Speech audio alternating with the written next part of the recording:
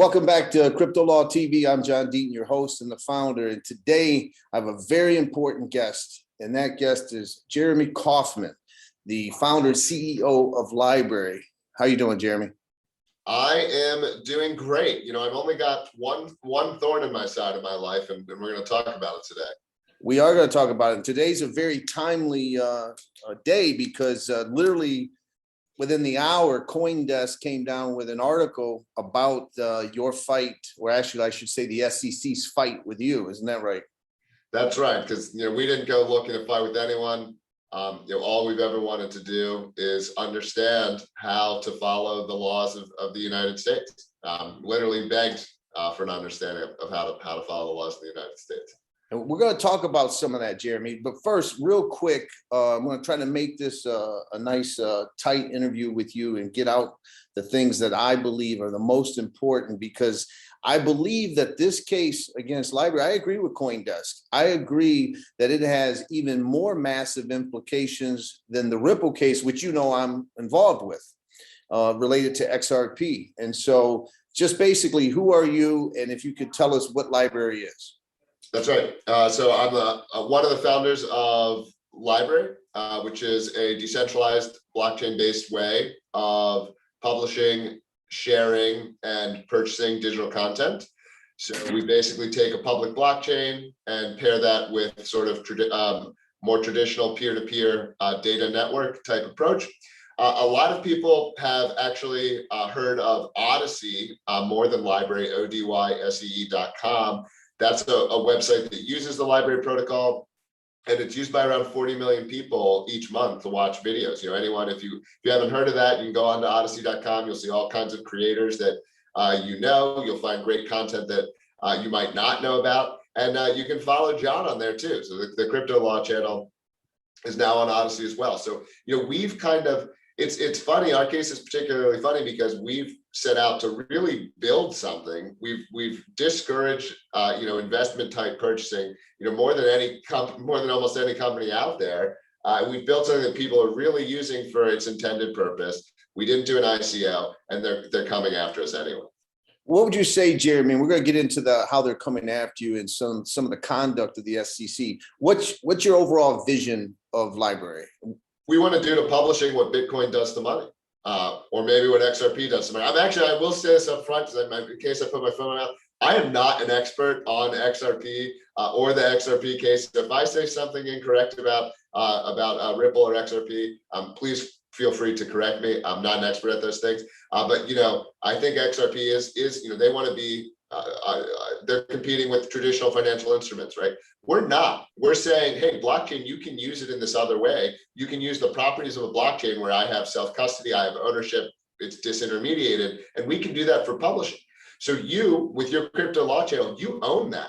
We don't have the ability to take it away. When someone follows you, we don't have the ability to delete that link, because that link also goes into their wallet.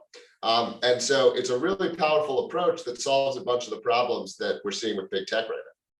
When you say big tech, would be including YouTube in that? Oh, okay. Absolutely. They're some of the worst out there.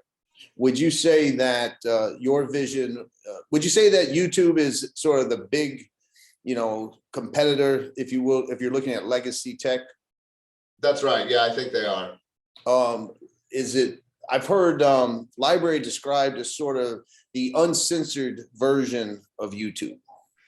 Yeah, I don't think that's an incorrect description. Our mission is not, to be edgy or to put stuff in people's faces that they don't want to see. I see it more about respecting choice.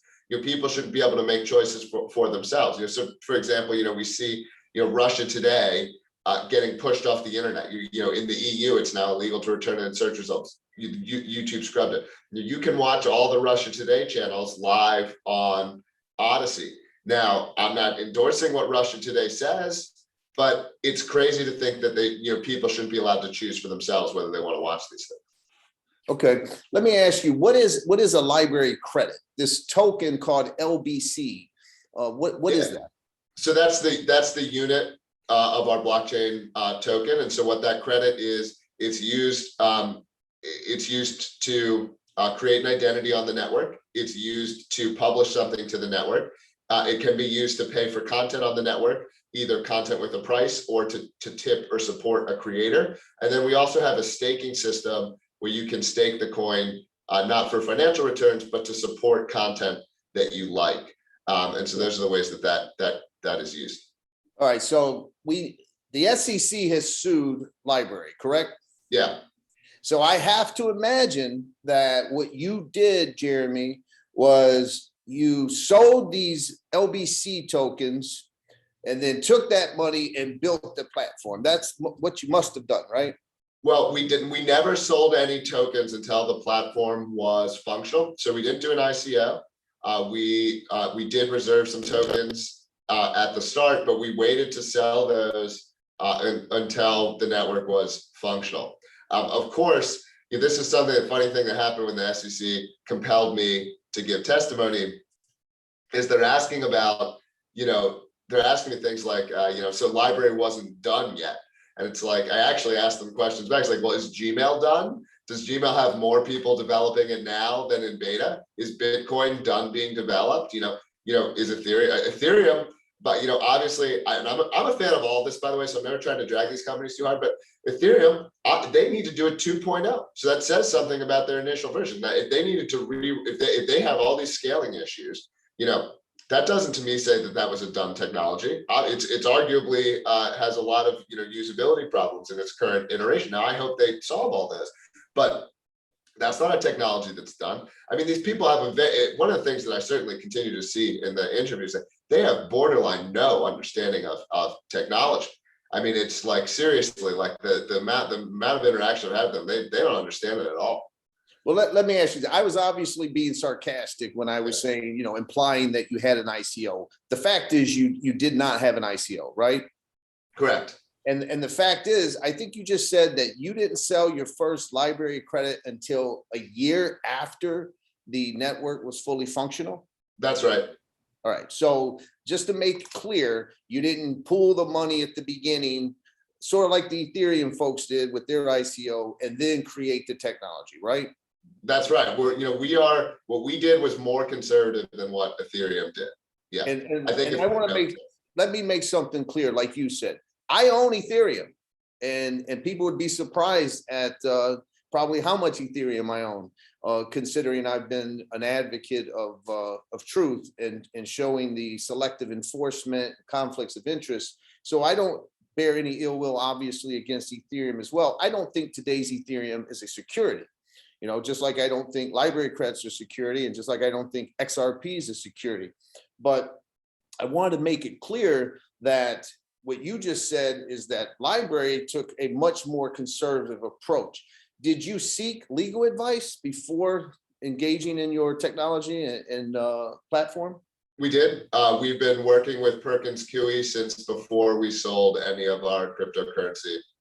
And I'm sure you're aware that Perkins Coie was the firm that helped Bill Hinman with his speech. Yeah, I'm aware of that. Yeah. All right. So, and speaking of Bill Hinman, when you read the Bill Hinman speech, do you think the things that he describes about sufficient decentralization and things of that nature apply to the LBRY credit? But honestly, I don't even like, well, I do. I think we meet the standard. In fact, we went in and gave them a 25 slide presentation as to how we think we meet the standard. They nodded their heads, gave us zero feedback, and then just proceeded with the lawsuit like we never even came in and gave the presentation. I mean, that's the part that is, I know that you want to analyze the letter of the law, but like outside the letter of the law, that's the part that's so agitating to me.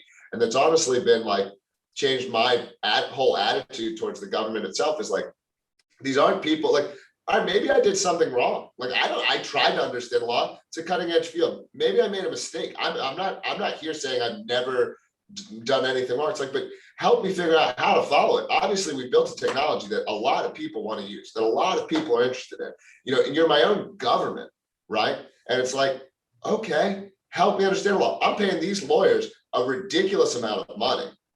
I'm doing what they say. You're telling me they're wrong. Okay, how? What are the adjustments? You know, like to me, a victory in this case is simply the government finally, after 5 years, having to finally give some information and tell me what I can and can't do. Right. You know, Well, I actually know. I want to, you know, the letter of the law, that's for court, because we hear Gary Gensler say, come on in. Come on in. We heard Bill Hinman say, and Jay Clayton said, come in and we will work with you. I have to tell you, Jeremy, you know, if someone such as yourself came to me today as a lawyer seeking advice, I would say, don't cooperate. Correct. That's my advice. I tell blockchain entrepreneurs, hide as much as you can do, obscure everything that you're doing, just hide as much as you can. And that's messed up because that's what we did. We went in, we were maximally transparent. We said, here's the spreadsheet that you can download of a literally line by line of everything we're doing with our money. And all I did was get punished for it. No, there's no sense in which by being a good guy, you're going to avoid it. The SEC, they're lazy. They are lazy people. They don't care about catching bad guys. They care about catching people that they personally dislike or that are easy for them to catch. Okay, I mean, you can look at some of the actors in this space, and you know, that have been, I mean, clearly selling stuff that's crap, and the SEC doesn't even go after them. Right. Well, let me, you know, listen. Brad Garlinghouse, I'll make one comparison. He made a comment. He was on stage with Joe Lubin at one point, and he said, you know, Ripple gets punished for being transparent because even though they're a private company, they list all the sales of XRP every quarter and things of that nature. And same thing.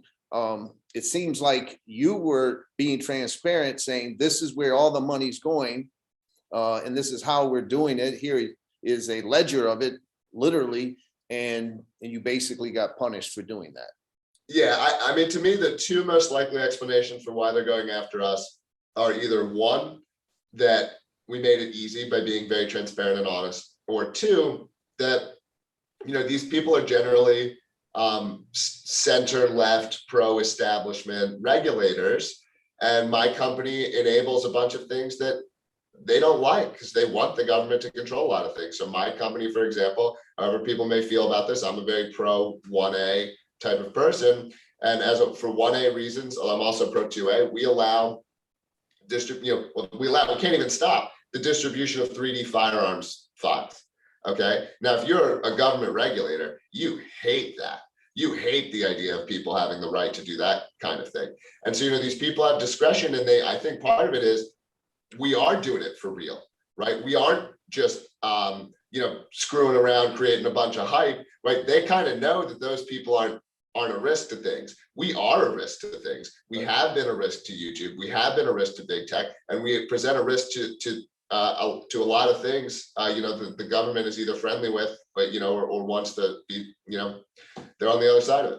I guess the other point that I'm thinking is you're such a small cap compared to some of these bigger coins who did not be transparent, who were not doing the things that you're doing. So I got to imagine that they charged you with fraud. No fraud. No fraud. No, I looked at the complaint today and I was looking for it, Jeremy. I was like, okay, where's the fraud allegation to come after this guy and this small company? And I didn't find it. So I didn't find misrepresentation in that complaint. No. I didn't find omission in that complaint. No. Right. So we've got no fraud, no misrepresentation, no omission. It's basically a failure to register the library credit as a token. And I've read through the complaint, and you know, I got to tell you, there's certain things in there that are so dangerous. They equally apply in the XRP case in the sense that the SEC is basically saying that all library LBC holders are in a common enterprise with every other LBC holder and with your company library. They say that about XRP holders. There are LBC holders who are completely unaware of probably library to a certain extent. You know what I'm saying? They may Absolutely. just know Odysee, for example. Correct. Yeah, absolutely. Yeah. That may be the only thing they know, and they're using the token and they're tipping or they're accessing content, whatever. They're doing what it was designed to, but they don't know about Jeremy Kauffman in New Hampshire. They don't know about LBRY. It's insane because those allegations apply to every cryptocurrency on the planet. It applies to things beyond that. I mean, it applies to things like collectibles. I mean, why does someone buy a collectible? You know, other kinds of things, or at least some portion of people. Now, and by the way, that's the thing. Sometimes people ask me, like, you know, why didn't we settle? We were very willing to settle.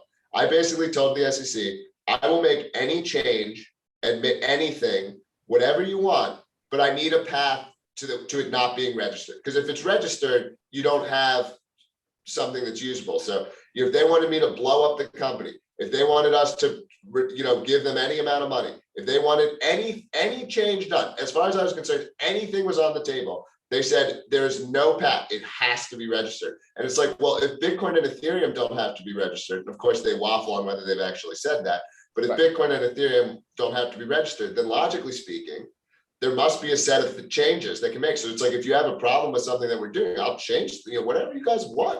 All right, you know. Listen, I know the XRP case fairly well, and I know that there are thousands and thousands of XRP holders who never heard of Ripple, but they also use the XRP ledger to send money overseas to family members. They use the decentralized exchange, and they are users. But I can tell you in all honesty that I'm sure there are more XRP holders and Ether holders and Bitcoin holders who are speculating as an investment than LBC holders. And I like to always maintain some credibility, even though I'm in this XRP case, I'm an XRP holder. That's the fact. There are people who speculate sometimes. Yeah, we did an analysis. We had this is actually a third-party firm, so we didn't even know what their conclusions were going to be. But they did an analysis, and they said that a higher percentage of LBRY transactions are used for their intended purpose and in a non-speculative fashion than Ethereum transactions. Oh, absolutely. Now, here's the thing that it seems to me, and tell me if I misunderstand this, but it seems to me that the SEC's theory in this case is that because you may do upgrades or do some type of maintenance, if you will, is maybe the non-technological way to say it, that therefore, because you hold the token and you're doing these upgrades or whatnot, and you sell it, that makes it a security. That is something that they've claimed. I mean, my impression in dealing with the SEC is they seem to have approached the cases. We know this is a security, we just don't know how yet. Because they have kind of jumped around from what tact they wanted to take. But that is something that they have alleged that yes, if you, and so by the way, by this standard, Ether is absolutely a security. Yeah, absolutely. Right. Because the people that are developing Ethereum, the people building Ethereum 2.0 are also selling the token. So that is a securities transaction. I don't want it to be again, but under what they are saying here, when an Ethereum developer sells Ethereum, that is a securities offering. Well, I'm bringing it up not to throw Ethereum under the bus. I'm bringing it up to prove that Coinbase got this part of that article right, where they said that your case with LBRY has massive implications and in many ways has more implications to more cryptocurrencies than maybe even XRP case, even though it's much more high profile. I think that's absolutely true. Yeah. And it's right. And so when you have Vitalik Buterin and you have Joe Lubin saying that they put ETH out, knowing it wasn't scalable, knowing that they were going to have to, upgrade it and go to ETH 2.0, if the SEC were to apply the argument they're applying in your case, then ETH is by far a security, is what I'm getting at. I think that is 100% true. And obviously the lesson here is you've got to make sure that the big banks get their share if you want to avoid the SEC scrutiny. Well, you said something. How long did they investigate you? I know you testified in the investigation. How long did that take place before? They've been investigating us for 4 years. Okay, so I got to imagine, Jeremy, that when you said they're still trying to figure out their theory, they've never asked for a continuance or anything like that, right? All they tried to do is the judge actually denied extra time. So, but no, they've dragged this case out the entire time. They waited. They filed the case shortly before they were going to hit the statute of limitations on the initial offering. They have made this whole thing take as long as it possibly can, every step of the way. Right. And I was kind of struck by that argument, though, that, oh, if you're doing any maintenance or upgrade, it's software. It's software. Yeah, it's insane. There's always going to be upgrades. Yeah. You know what I mean? That therefore you sell it at the same time you're doing that. Because I really didn't hear that argument in the Ripple case. They're going more with the token itself is a security kind of argument. And it just seems like this is all going to your point of maybe they just don't understand this technology and they don't know how to apply 76 years of securities laws to, modern day technology. I don't know. That's right. That's right. You said that you've been begging, and maybe that's not too strong of a word. I don't want to put words in your mouth about getting some kind of guidance from the SEC. You even said you would pay a number. They've charged you with what? That raising $10 million or somewhere in there? Is that what the allegation is? Yeah. Would you write a check today if you could? Sure. All right. Let me ask you this. You said you burned down the house. What do you mean by that? I mean, I will end the corporation. Like, if the corporation makes it a security, I will end I'll dissolve the corporation. I'll sell all of our assets at auction and I will dissolve the corporation. I would do anything to prevent registration. Okay. I saw something in the complaint, or maybe it was the interview or the complaint or the answer, your lawyer's answer, that talked about the SEC threatened in some way to run up the cost on you. Yes, this was so messed up. Yeah. Please explain that. So first of all, the SEC conducts business the way the mafia does. They have everything on unrecorded phone calls, which is also really messed up, because I would love it to have had permission to record every conversation I had with these people, but you're not allowed to do that. What they said to us on the call, and which our lawyers, by the way, are testifying this as well. This is not me. And they basically said, we could make this very expensive for you if you don't give us what we want. And they know all the power they have. It's cost. I mean, this case has cost me well over $1 million, probably approaching $2 million in legal fees on it. I mean, it's cost me a crazy amount of money. And they know exactly what they're doing. They gave us, they sent us in one of their, like a request for something, like where a part of the subpoena, they asked us for literally every piece of data we have, all of it. They asked us for every database, every field, every property, reaching into view histories and stuff. We were able to get, we didn't have to give that over, to be clear. But they asked us for everything. And you provided how much? We provided hundreds of thousands. Yeah, we're at over 1 million pages. But they've just continued, and they came back just I don't know if it was last month, fairly recently, with even more requests. They're I don't know how what we're doing at the end of 2021 is relevant to whether a sale in 2017 is legal or not. Right. But obviously they need all this information. We had to go through, I had to have a bunch of employees scroll through, and I will say that's one of the questions, maybe you can answer this right. Their data, we give them everything, we're completely honest. Their collection processes are very poor. We had to have employees scroll through chats and take screenshots. I'm like, did the SEC ask you to fax it to them? What? Did they ask you to fax it? Yeah. Here's the thing, and maybe I'm scratching my head because I read in that CoinDesk article, some lawyer not associated with the case, not representing you or your company or any of that, who basically said he was puzzled. Why did the SEC pick, this small operation, compared to what what's going on out there in the real world. I mean, let's face it, there is fraud that is being committed in some of these instances.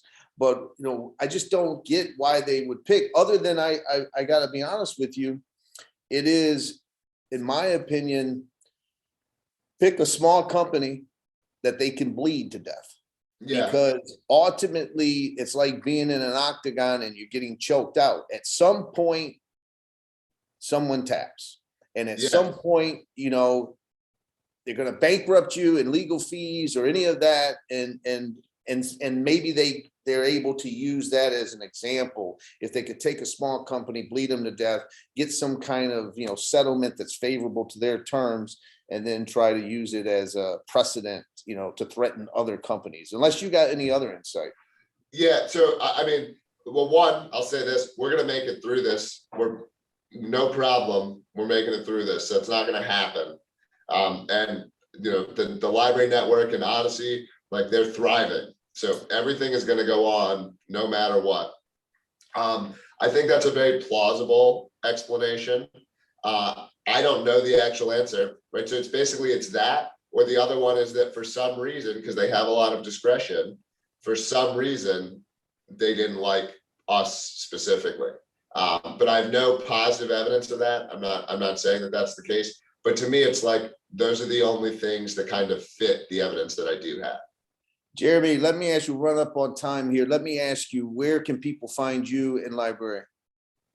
So the number one thing to do is to go to odysee.com, create an account, follow Crypto Law. That's the number one thing to do. You'll be using what we built. You'll be resistant to kind of big tech crap.